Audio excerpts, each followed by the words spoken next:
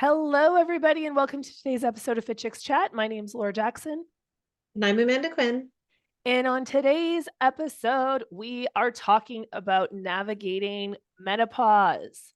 Mhm. So, what are the common coaching challenges that you may be experiencing as a coach with your clients? And also, you could take this even, you maybe experience this if you're coaching yourself, and why this is really hindering your success when it comes to your goals.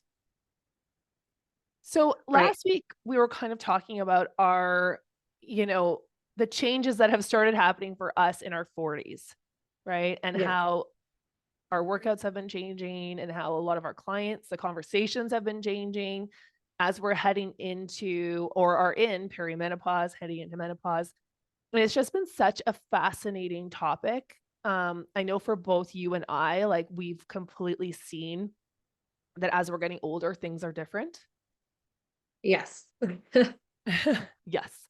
Things But things are different. Things have definitely shifted, but it's almost like it's almost like for the better if I'm being honest, because I'm like my workouts have shifted in a way that's like I'm not feeling like I have to do the same like intense workouts. And I don't know, like it actually just feels like it's almost feeling like it's getting easier, but maybe it's just because I have a better understanding of my body, but it's definitely changed. yeah, and I feel like too, one of the reasons this conversation too has really become, happening a lot within Fit Chicks Academy is because the average age of women who take our certifications are between 45 and 55. So we have some younger and some older, but the majority of our students and our grads are between that age. Mhm. And the number one question we get about coaching clients is about menopause. Yeah. So we And want to start off this kind of a little bit of a series, I guess, because we're going to be talking about this over the next few weeks. But around the 5 common coaching challenges that coaches may be experiencing with their clients, or like I said, you may be experiencing with yourself. Because Mhm. there seems to be there's one of two ways that coaches go during this time of life or having clients with this age of life is that number one, they try to keep doing what they used to always do with them. So they give the same workout programs and they're trying to offer them the same nutrition and the same support and the same, rest and recovery, all of it. It's like, okay, I give my clients who are in their 20s and 30s the same thing as 40s, 50s, 60s. Like Yeah. I might just It's modify literally the just a blanket. Yeah. yeah. So it's kind of like, okay, I'm just going to do that. Or the second thing that they do is they try to make all these changes, but then nothing is working. And then they feel like a failure or their clients still aren't getting results and they're frustrated. So it's Mhm. kind of like this two groups because menopause, and no, it's not your fault because menopause is not a mainstream conversation. It is becoming more of one, which is fantastic. But even me growing up, menopause was always talked about like, oh, that's hot flashes. Oh, your stepmother is going through menopause. She's so cranky right now. And like, I've got to sleep with the windows open. It was always this kind of dismissive, negative, really not talked about topic, especially in health and wellness. Yeah. It was almost like a taboo kind of topic. Like it was very dismissed. Like it was very much just like, oh, that's just what it is. It's just, oh, I'm having hot flashes again. Ugh. And like just that's it. Like that's all you really heard about it. And even now, like even if you think about like um like anyone that's like older, like I know like even for my mom and stuff, like obviously she still has hot flashes sometimes, but not like as much. But I mean, even when I think about her, it's like that's the conversation was just it was never like, and this is what's happening. It was like just, oh, I'm just having hot flashes. Meh. Like And I feel negative. like these are the conversations we have to start having more mainstream because so many women are living in frustration and pain essentially behind closed doors thinking Misunderstanding. something's just wrong with them or no one. The problem is too is that the mainstream level of care around menopause too is very minimal. So everyone's kind of given this blanket It is what it protocol or is. this blanket conversation. It's like, well, that's not actually what's happening for me. And then it's like, okay, well, why am I suddenly gaining all this weight? And so who is my friend who's the same age as me, who's also, got the same documentation from the doctor saying this is what you're experiencing menopause. She's not gaining weight suddenly. Like, why am I going through this and she's not? Yeah. And no one knows the answers. There's such a lack of care around it. And also, because menopause is the phase of life that marks the end of a woman's reproductive years, right? When you're in menopause, you no longer can have children. Your egg reserve is gone. So the whole idea is too that there is this belief system or this way we've been conditioned to think that that's the time where like, okay, she's done. Like, oh, there's this kind of, I don't know, emotional stigma, like even stigma around it that that's when a woman's life is kind of done. Like you're older, no, but it is like, this is Time to what's roll really, and there's over been in the studies grave. around, and it really is mostly in North America. And there's been studies around menopause around the world. And there's so many countries that celebrate menopause, right? There's so many countries and cultures that it's this beautiful next season of life. And what's fascinating is their symptoms are less than in North America, where we are kind of treated like, oh, well, you're not useful anymore. And then also as women, we think, oh, well, this is now, I'm going to dry up. You know what I mean? Like your skin dries up. We're always told that like sex is not going to be as great. Our libido is supposed to go. Like there's so many things that we're shoved down our throats that we're told we should feel or what's happening. So there's a really negative connotation around it. And also women who are in that phase of life, they're very like in North America have more of a struggle with symptoms, which I thought was really fascinating, which goes back to the mindset part of it. Hmm.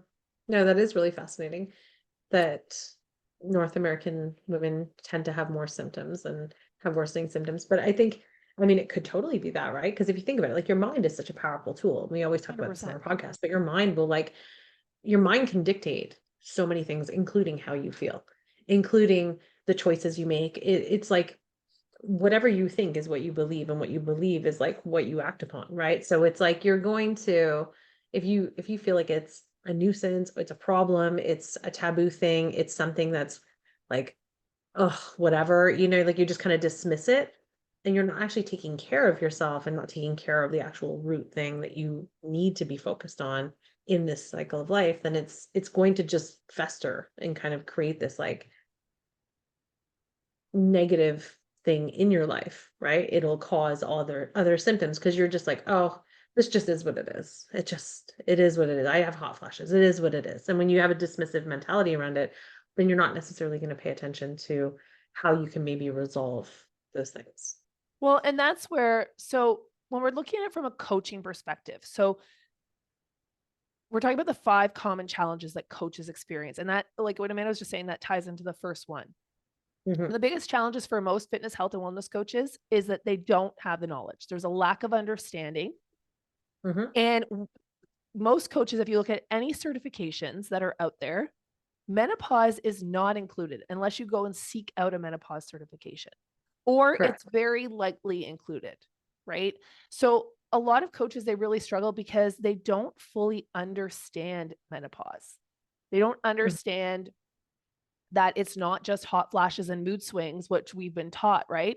It involves some very complex hormonal fluctuations. There's changes in a woman's metabolism. There's all of these things that change when it comes to even our emotional well being. So, if we don't have an understanding of the whole picture, how can we then shift and personalize our programs to our clients, right? Because, like I said at the beginning, we're either going one of two ways. We're either going the way of, okay, I'm going to do what I always did and just pray that this is going to work for them. Or I'm going to make changes based on, very singular things, something I heard on the internet or Google or whatever, and see if that works. And then it's still not working, which then feels frustrating when people think they're getting menopause coaching and it's not actually menopause coaching.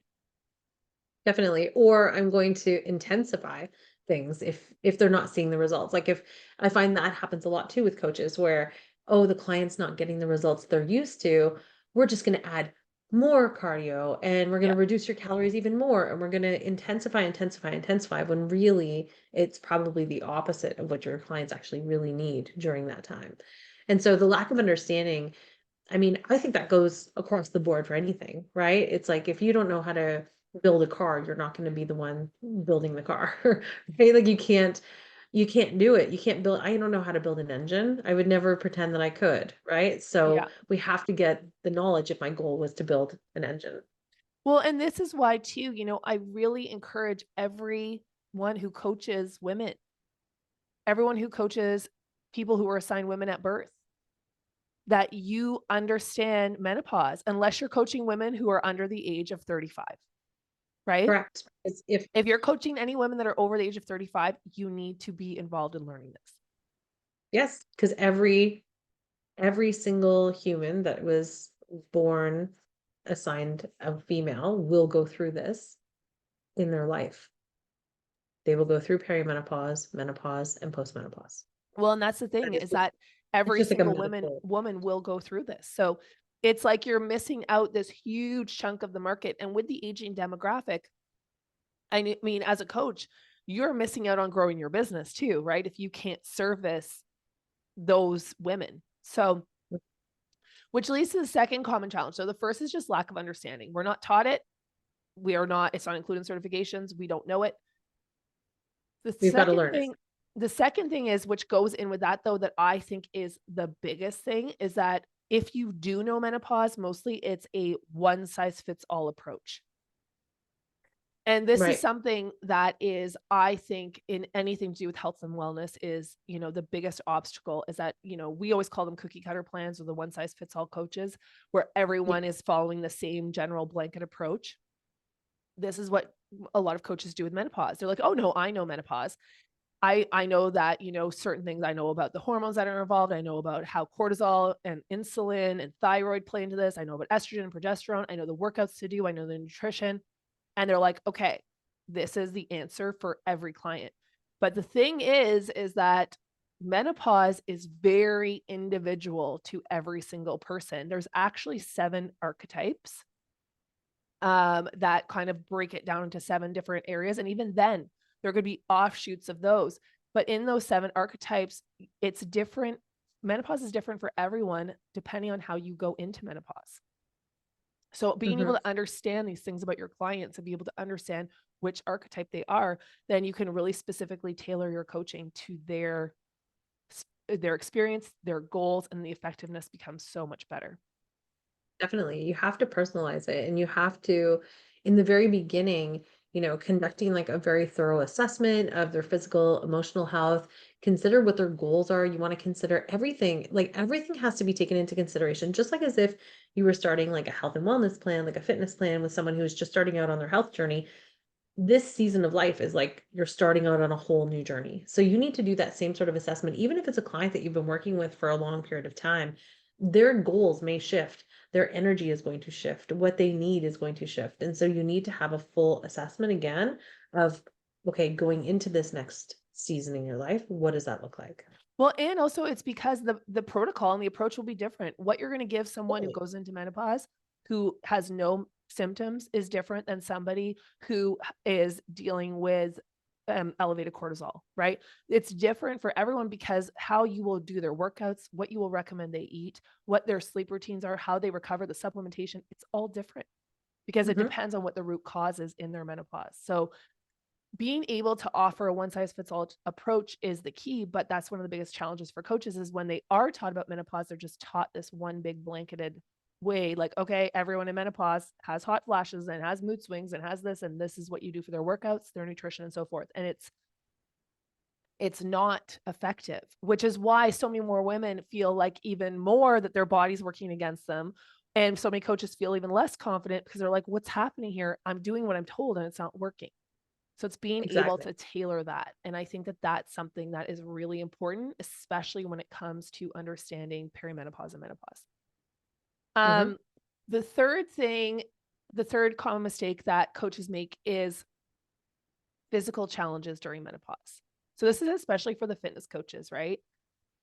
There's a lot of limitations that come in for a lot of women who are in that stage of life, and coaches don't know how to shift the actual exercises and things to be around that time. So, Hmm. when women are in menopause, they could be experiencing more issues with pelvic floor. They could be experiencing more prolapse, which like is really uncomfortable for certain exercises. Their joint pain, their energy levels, like there's so many things that really shift later on. And that's perimenopause, menopause, postmenopause, right? That changes even the exercise and the fit. Like there's so many more physical limitations that can come about that we have to know about to be able to modify what we're doing. Hmm. And it has to, just like anything, we have to tailor it to the person and their needs. Because again, like what you said, there's going to be some people that feel fatigue or that have joint pain or things like, or dealing with prolapse. And there's going to be others that are not. And so you need to be able to motivate your clients to understand that they can also still reach their goals by shifting, because that's actually going to be like a mental and physical thing that'll kind of tie the two in together, because it's like understanding that what was old may not work, and then how do we make it new, and how do we make it different, but how do we make it work for you. And we were even talking about this on our last week's podcast about how things have even shifted for our own workouts, and how, doing an hour straight of cardio. I can't even remember the last time I did that, but like when I was younger, that was normal. Now that doesn't happen in my life at all. Right. And being in like the perimenopause stage of my life, I'm like, I like doing more low impact stuff. It just works better for my body. And Yeah. that's amazing. But it's understanding that. And as a coach, listening to your clients so that you can then adapt it accordingly. Yeah. The fourth common mistake is emotions. So this is a very, again, we get kind of pushed in the corner saying, oh, well, she's got mood swings because she's menopausal. She's Right. bitchy because she's menopausal, right? Like it's always this kind of dismissive conversation. And then we even do it to ourselves. Like I even know for me, like around my period, I'm like, oh, I'm so difficult right now because I know I'm getting my period. It's almost like this self judgment, right? Or like it's self-judgment, or like a almost like a scapegoat in some ways, of like we kind of use it as like not like a scapegoat, like a crutch. Like it's like, oh, it must be this. It's just Yeah. like this. And we don't realize that what we're saying is actually true, but not to be dismissed, because it's like the reason why you're having an emotional response is because your hormones are shifting, and it's not actually, it's not you, just like like it's bigger than that, is what I'm trying Well, to and say. Like it's a especially if bigger your thing. hormones are really fluctuating or really out of whack and you don't Hmm. know how to get your hormones in whack and you're like, why am I so emotional? Right. Yeah. And a lot of women, too, obviously at later stages in life, we've got a lot more going on. And that can lead to a lot of anxiety and depression. And then on top of that, when you would have hormones that can't process what is happening in your life because they're fluctuating. And then what's going on in your life is impacting your hormones because, of course, our thoughts also affect our body. It becomes this kind of, recipe for disaster. And then this is why one of the highest age groups that are put on, antidepressants are menopausal women who are put on Wow, I didn't know anxiety that. medication. Yeah, it's like so, and the reason being is because it's kind of not saying we're not anti-medication. That's not what I'm saying at all, but it's also, I always think too, if we could tie it into other stuff to be able to support, maybe we wouldn't need to go down that route, right? But again, it's because too our bodies are changing so much and we don't have, as our estrogen and progesterone are changing, we don't have the same ability necessarily to balance things out if we aren't actively trying to get our body into balance. So as a coach, this is really hard where suddenly it's like my clients are totally, depressed and now they don't have the motivation to get out of bed, right? Or Mhm. they're feeling like their emotions are high and they're low and they're, with me one week and canceling the next week and I don't know what's going on. So understanding that emotional roller coaster could be part of this. But again, if you understand menopause and you understand the archetypes, you'll know better how to support on that side of it. But Mm. emotions are very, it's interesting because emotions in our society, people don't like them. They don't want to deal Right. with other people's emotions. They don't want to deal with their own emotions, right? We live in a society where we are, you know, we've got quick fix food to numb our pain. We've got alcohol. We've got Netflix. We've got porn. We've got gambling. We've got everything at our fingertips. Now with a phone, it's literally there when you need it. You can order the food. You can watch whatever you want. You know what I mean? Like, so it's a lot of us are not really dealing with the emotional side of things, which we need to, because emotions, good and bad, are part of our life experience. And if we can start to navigate through both of those things, it really helps us also balance our hormones, which a lot of times we're not talked about. It's just like, okay, let's just do a quick fix.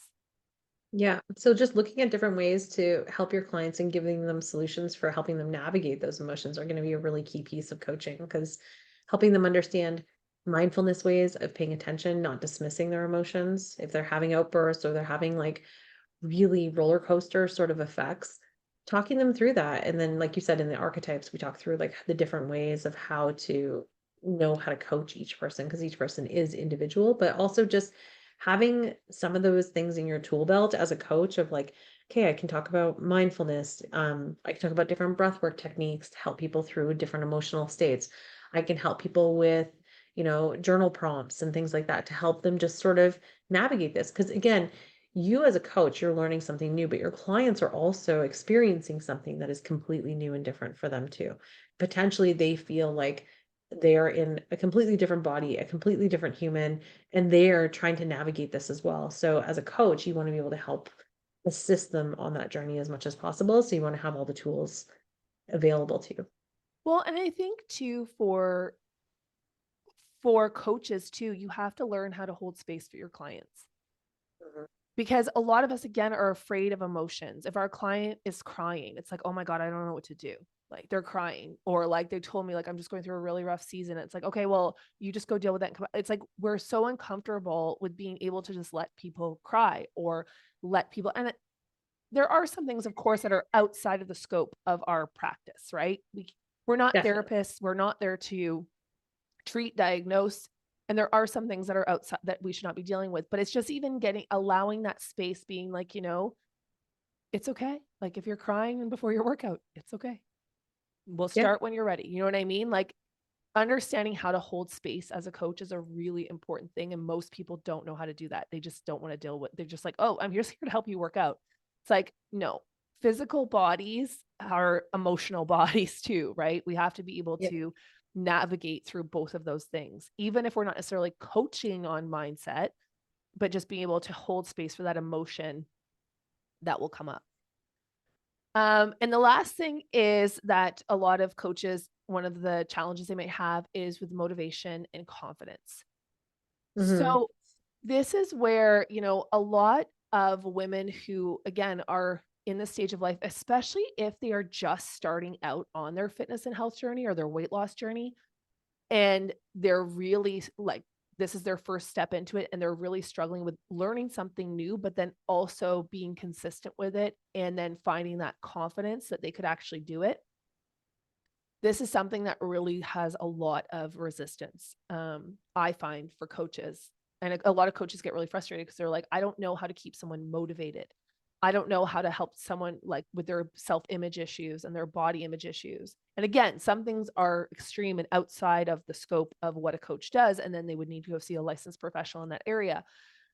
But it's just also how do we create a coaching space that creates more motivation and helps to support being motivated and accountable and confident in what they're doing. So I always talk about, celebrating wins, small I was wins. going to say the same thing. Yeah. Milestones. Yeah. Milestones, having that built into so the conversation is not just around, okay, you're coming to me and the goal is that you're going to lose 25 pounds, or the goal is you're going to start, build muscle in your 40s or whatever it is. The idea is like, okay, the first win is that we were consistent for 2 weeks.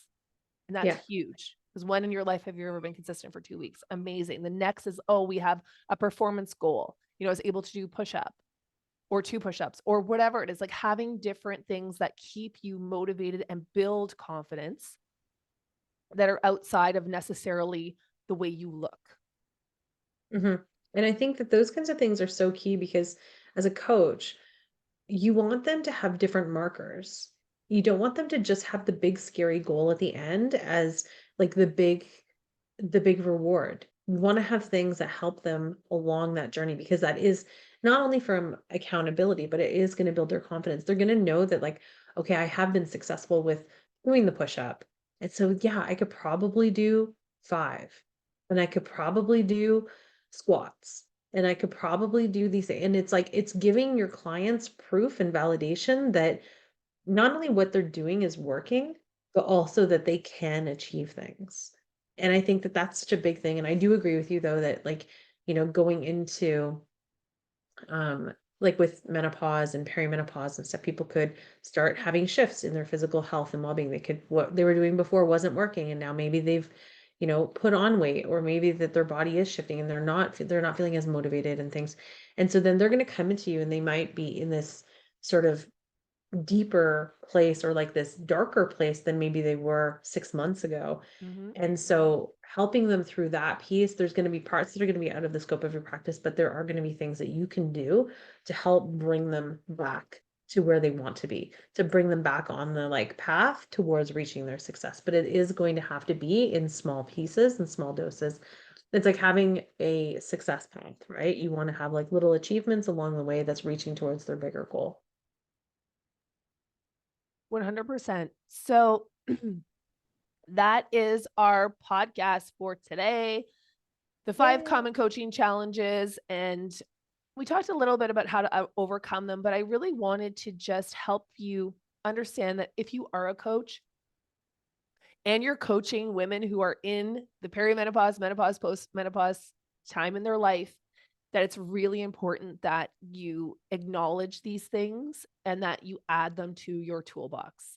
So, I'm such a big believer in always growing in your skill set. Like, I think it's the most important investment that you will ever make. And knowledge is power. So we cannot change things if we don't start to really learn about them.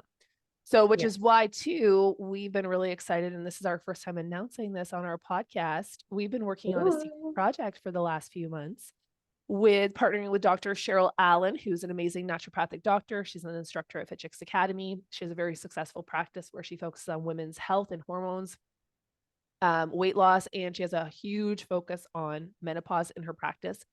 And we've been developing a certificate program for coaches to help you really dive into learning more about menopause and adding it into your coaching. So it's called the Holistic Perimenopause and Menopause Coaching Certificate, and it's going to be starting in January. So we are going to be rolling out pre-enrollment this November to our list. So if you aren't on our list, go to fitchicksacademy.com and you can get on our email list, or you can email us at info@fitchicks.ca and ask to be put on the wait list. But we will be sharing about it in the next couple of weeks. Enrollment is going to be open around, I believe, November 22nd. So for our January group. So make sure to keep your eyes out on that. And I'm excited. I'm very excited for this. So exciting.